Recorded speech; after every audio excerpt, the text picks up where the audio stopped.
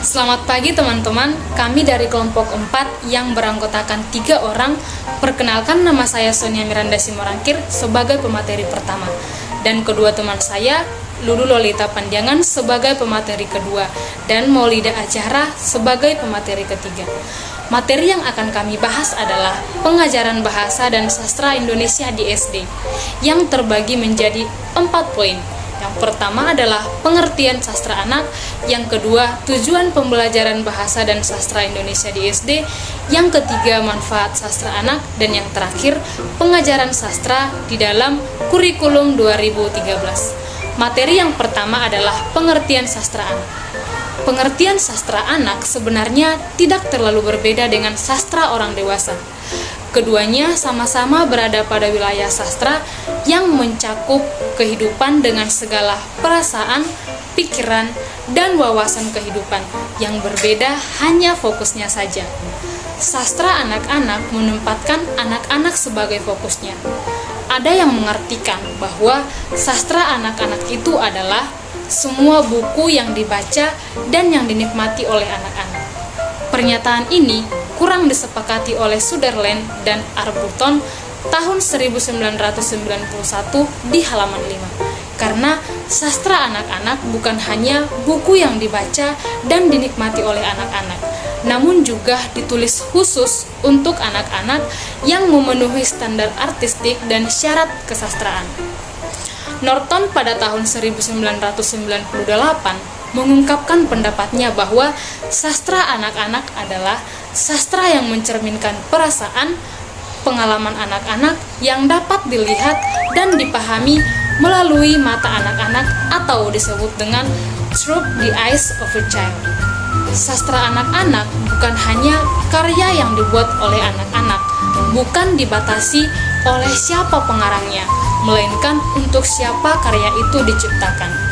Dengan demikian, sastra anak-anak boleh saja dihasilkan karya orang dewasa, tetapi berisikan cerita yang mencerminkan perasaan anak-anak, pengalaman anak-anak, serta dapat dipahami dan dinikmati oleh anak-anak sesuai dengan pengetahuan anak-anak.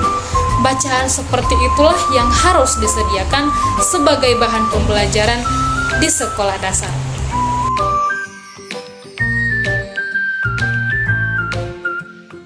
Panjangan akan melanjutkan materi, yaitu B. Tujuan pembelajaran bahasa dan sastra di SD. Pendapat H. Pada tahun 1987 bahwa pembelajaran sastra di SD harus memberi pengalaman pada murid yang akan berkontribusi pada 4 tujuan. 1. Menumbuhkan kesenangan pada buku. 2. Menginterpretasi bacaan sastra. 3. Mengembangkan kesadaran bersastra. Dan 4. Mengembangkan apresiasi. 1. Menumbuhkan kesenangan terhadap buku. Salah satu tujuan utama pembelajaran sastra di SD ialah memberi kesempatan kepada anak untuk memperoleh pengalaman dari bacaan, serta masuk dan terlibat di dalam suatu buku.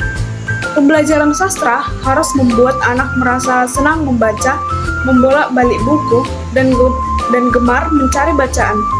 Salah satu cara terbaik untuk membuat siswa tertarik kepada buku menurut H pada tahun 1987 ialah memberi siswa lingkungan yang kaya dengan buku-buku yang baik. Beri mereka waktu untuk membaca, atau secara teratur guru membacakan buku untuk mereka. Perkenalkan mereka pada berbagai ragam bacaan prosa dan puisi, realisme dan fantasi, fiksi historis dan kontemporer, tradisional dan modern. Beri mereka waktu untuk membicarakan buku-buku, menceritakan buku satu sama lain, dan menginterpretasikannya melalui berbagai macam aktivitas respon kreatif. Satu hal penting juga disarankan oleh Hak ialah siswa harus diberi kesempatan mengamati atau melihat orang-orang dewasa menikmati buku melalui kegiatan-kegiatan yang menarik minatnya. Siswa akan memperoleh kesenangan.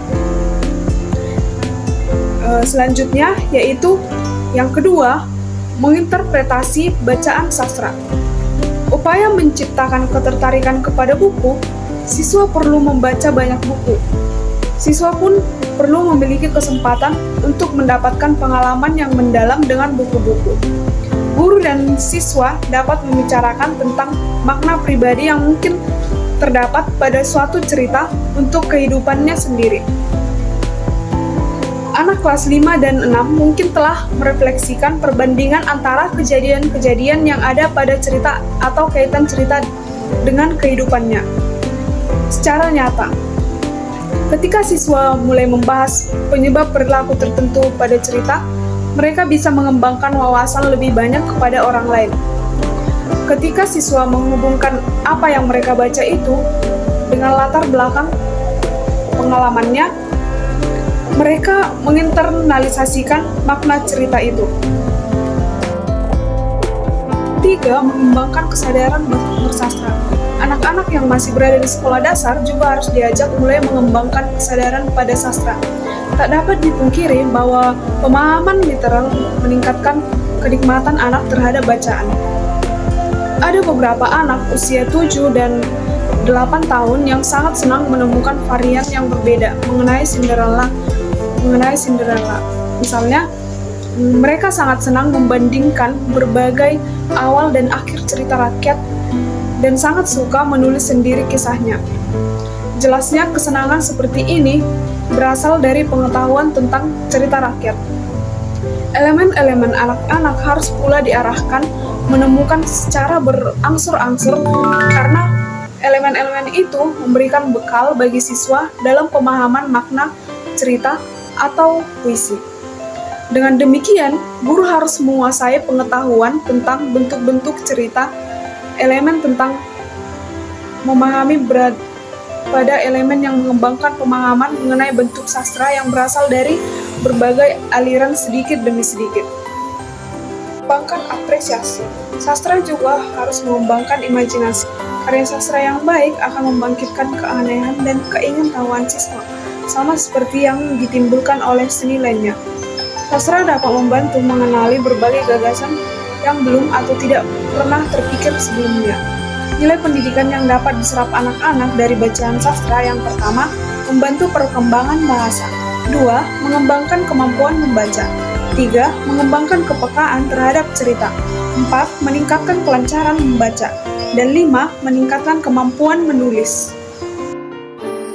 Manfaat sastra anak-anak. Menurut Hack dan Norton, sastra anak-anak mempengaruhi perkembangan bahasa anak karena pergaulan anak-anak dengan lisan maupun tulis akan berdampak terhadap perkembangan bahasa mereka.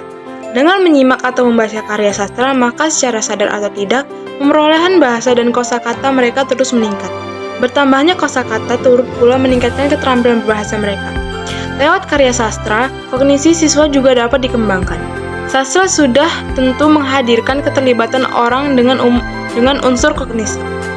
Beberapa unsur cerita plot misalnya yang dibangun berdasarkan kejadian-kejadian dalam sebuah hubungan sebab akibat dan bisa tidak bisa akan melibatkan kegiatan berkognisi. Dengan demikian, sastra anak-anak sebenarnya berpotensi untuk mengembangkan kognisi anak-anak. Manfaat sastra anak-anak dalam pembelajaran dan pengembangan bahasa anak-anak sangat banyak. Menurut May pada tahun 1990 mengumumkan pendapatnya bahwa sastra dapat memberi kontribusi dalam pembelajaran, yaitu yang pertama sebagai alternatif sumber belajar, yang kedua mengembangkan atau melayani perbedaan individu, yang ketiga yaitu memberikan kesempatan untuk pengembangan diri, yang keempat yaitu memberikan dorongan untuk berlatih membaca secara interaktif, yang kelima yaitu memperkaya bidang kurikulum yang lain, yang keenam yaitu memberi pengalaman estetis, yang ketujuh yaitu memberi kesempatan untuk menghayati cara-cara bersosial dengan yang lain. Yang kedelapan yaitu memberi kesadaran untuk bertanggung jawab secara etis. D. Pembelajaran sastra dalam kurikulum 2013. Dilihat dari materi yang ada pada kompetensi dasar dalam Perkemendikbud nomor 57 tahun 2014 maupun buku siswa yang dikeluarkan Kemendikbud, ternyata pembelajaran sastra sangat kurang. Hal ini dapat dibandingkan dengan pembelajaran sastra pada kurikulum 2006. Pembelajaran sastra memang disediakan khusus. Hal ini mengingat kandungan dan manfaat sastra untuk anak, perkembangan dan kepribadian anak. Bahkan dalam kurikulum 2006 disyaratkan bahwa sebagai upaya peningkatan apresiasi sastra dan gemar membaca, setiap siswa pada jenjang sekolah dasar diwajibkan membaca 9 buku sastra, yaitu puisi anak, buku cerita anak, drama anak, dan dongeng atau cerita anak.